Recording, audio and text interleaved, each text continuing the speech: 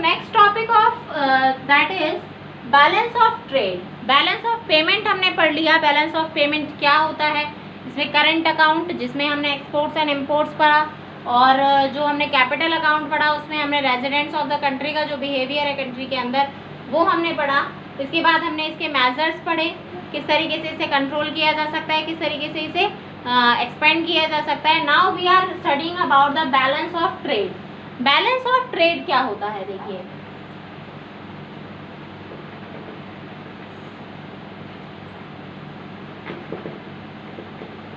Measures जो है हमारे ये बहुत इंपॉर्टेंट हैं और किसी भी इकोनॉमिक पॉलिसीज को फॉलो करने के लिए इन मेजर्स को अप्लाई करना बहुत ज़रूरी है। So balance of trade, balance of trade क्या है, जैसे बैलेंस ऑफ पेमेंट क्या था, बैलेंस ऑफ पेमेंट वही रिसीप्ट्स एंड पेमेंट्स के बीच में जो डिफरेंस होता है वो क्या होता है, बैलेंस ऑफ पेमेंट होता है। तो यहाँ पर तो हम ट्रेड की बात कर रहे हैं कि बैलेंस ऑफ ट्रेड क्या है। तो ट्रेड में क्या होता है, यानी जब ट्रेड एंड कॉमर्स करते हैं, जब हम व्यापार करते हैं, बिजनेस करते हैं, तो उसमें या तो एक्सपोर्ट होगा या इम्पोर्ट होगा। एक्सपोर्ट्स और इम्पोर्ट्स ही हम करते हैं। तो जब एक्सपोर्ट्स एंड इम्पोर्ट्स हम करेंगे तो उनके बीच में जो डिफरेंस होगा, मीन्स एक्सपोर्ट्स एंड इम्पोर्ट्स के बीच में जो डिफरेंस होता है that is called balance of trade. इसे ही हम क्या नाम देते हैं, बैलेंस ऑफ ट्रेड नाम देते हैं। इसी का नाम है बैलेंस ऑफ ट्रेड। तो ये होता है balance of trade. So balance of trade is the difference between the money value of export and imports of good, यानी इन दोनों के बीच की मनी वैल्यू कि कितने के एक्सपोर्ट्स हुए और कितने के इम्पोर्ट्स हुए, इनके बीच में यानी जो गुड्स की एक्सपोर्ट और इम्पोर्ट होती है उनकी मनी वैल्यू को कितने का एक्सपोर्ट और इम्पोर्ट हुआ, इनके बीच का जो नेट डिफरेंस है that is called balance of trade. And it is also term है बैलेंस ऑफ विजिबल आइटम्स, क्योंकि यहाँ पर हम ट्रेड बात कर रहे हैं तो यहाँ पर विजिबल आइटम्स की हम बात करेंगे, ओनली गुड्स की हम बात कर रहे हैं, यहाँ पे हम सर्विसेज की बात नहीं कर रहे हैं, सिर्फ हम यहाँ पे किसकी बात कर रहे हैं, गुड्स की। तो बैलेंस ऑफ ट्रेड में ओनली हम बात करेंगे गुड्स की। Services are not included in balance of trade, services को इसमें इंक्लूड नहीं किया जा सकता। तो सर्विसेज जो है यानी बैलेंस ऑफ ट्रेड जो है, बैलेंस ऑफ ट्रेड की जब हम बात करते हैं तो बैलेंस ऑफ ट्रेड जो इंक्लूड किया जाता है वहाँ पर सिर्फ गुड्स यानी विजिबल आइटम्स, इसमें आप ओनली विजिबल आइटम्स को ही इंक्लूड कर सकते हैं, विजिबल आइटम्स ही यहाँ पर इंक्लूड होते हैं। सो सरप्लस क्या होता है बैलेंस ऑफ ट्रेड में, देखिए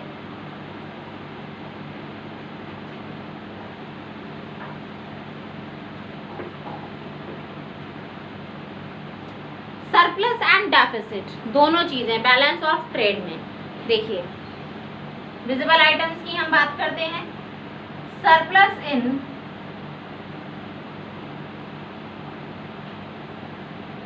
balance of trade,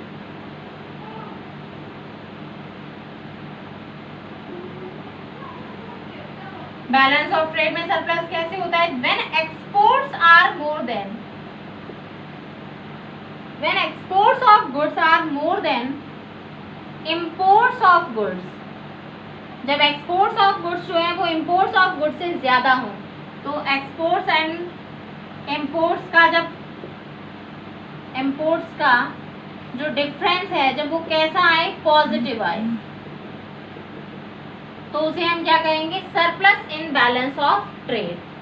next deficit in balance of trade क्या होता है,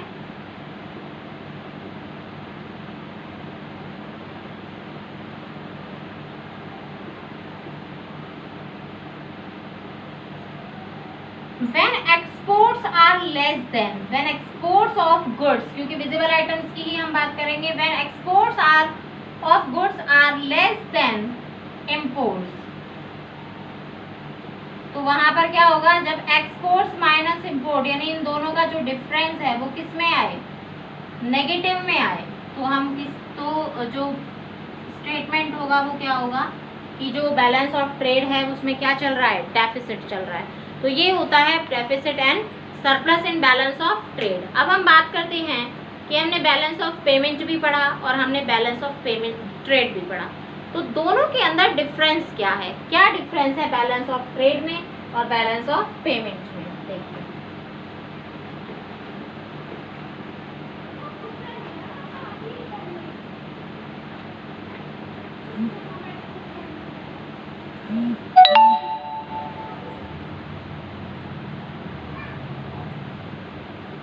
what is the difference between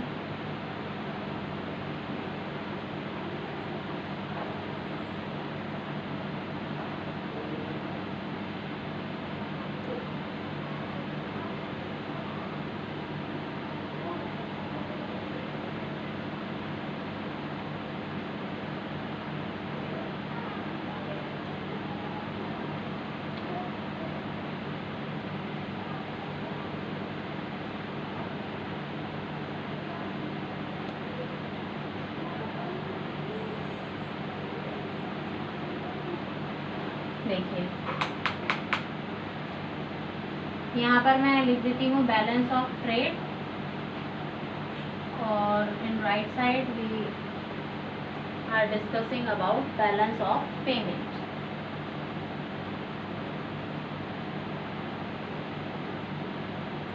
so first of all हम यहाँ बात करेंगे मीनिंग की।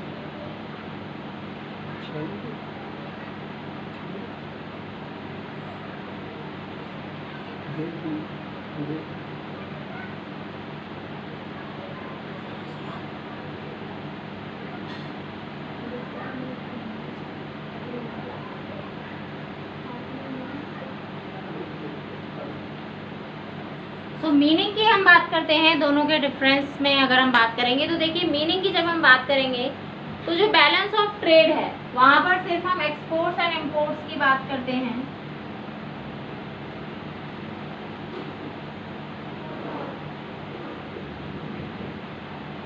Exports and imports of goods, only goods की बात करते हैं। लेकिन यहाँ पर जब हम बात करते हैं तो उसमें हम बात करते हैं, ये तो हम जो गुड्स की बात कर रहे हैं ये तो फॉरेन कंट्री से बात कर रहे हैं, सिर्फ विजिबल आइटम्स की, ओनली विजिबल आइटम्स।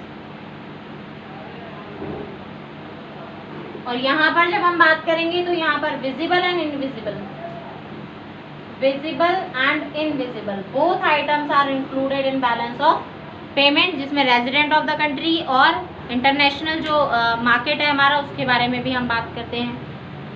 मर्चेंडाइज यानी कि इसके जो इंस्ट्रूमेंट्स हैं वही है कि यहाँ पर only visible items, goods only, और यहाँ पर इनविजिबल एंड विजिबल दोनों ही आएंगे, यानी गुड्स एंड सर्विसेज दोनों ही आएंगे।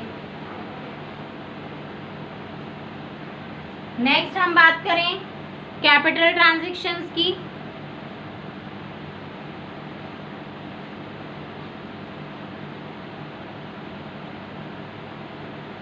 तो बैलेंस ऑफ ट्रेड के अंदर कोई रिकॉर्ड जो है, रिकॉर्ड ऑफ ट्रांजैक्शंस नहीं होता। बैलेंस ऑफ ट्रेड के अंदर कोई रिकॉर्ड ऑफ ट्रांजैक्शंस नहीं होता। यहाँ पर इन कैपिटल यानी कि पैसों के लेन देन का जो ट्रांजैक्शंस है वो रखा जाता है कैपिटल में, रिकॉर्ड्स होते हैं यहाँ पर रिकॉर्ड्स रखे जाते हैं। स्कोप की अगर हम बात करें तो ये एक नैरोअर कंसेप्ट है जो बैलेंस ऑफ ट्रेड है, और ये एक वाइडर कंसेप्ट है, क्योंकि यहाँ पर सिर्फ विजिबल आइटम यानी गुड्स की बात होती है, तो ये एक नैरोअर कंसेप्ट है।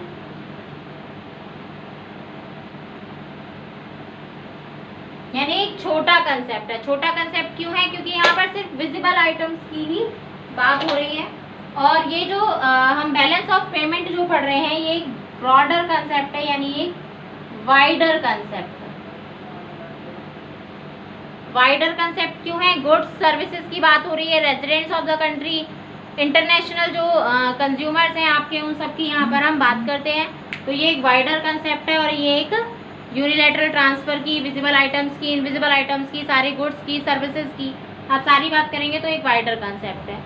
पोजीशन क्या है इसकी?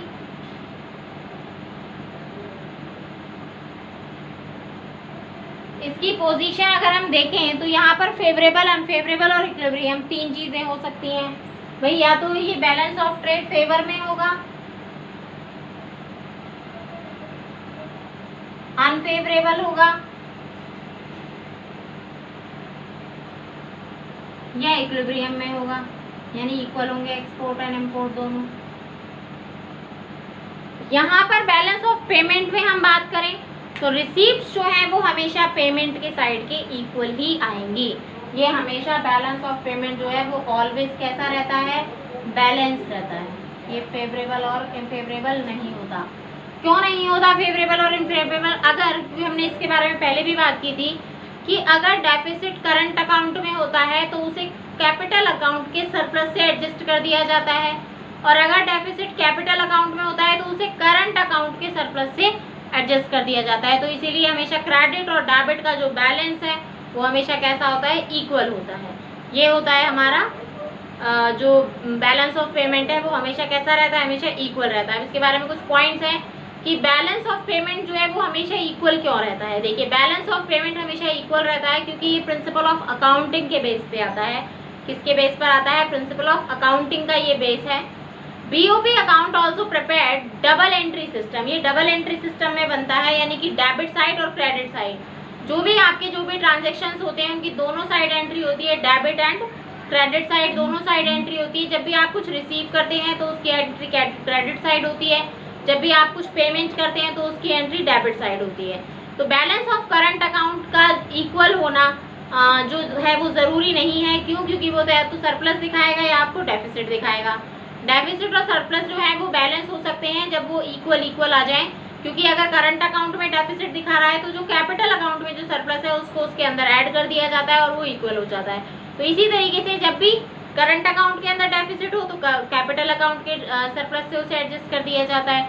तो और उसको कैसे बोरोइंग्स करके या अब्रॉड से जो कैश, या ये कह सकते हैं कि डेफिसिट फाइनेंसिंग के थ्रू, यानी नोट इशू करके उसको किसी भी तरीके से बैलेंस कर दिया जाता है। तो इस तरीके से जो बैलेंस अकाउंट है, बैलेंस ऑफ पेमेंट जो है, ये हमेशा किस में रहता है, सरप्लस में ये हमेशा रहता है।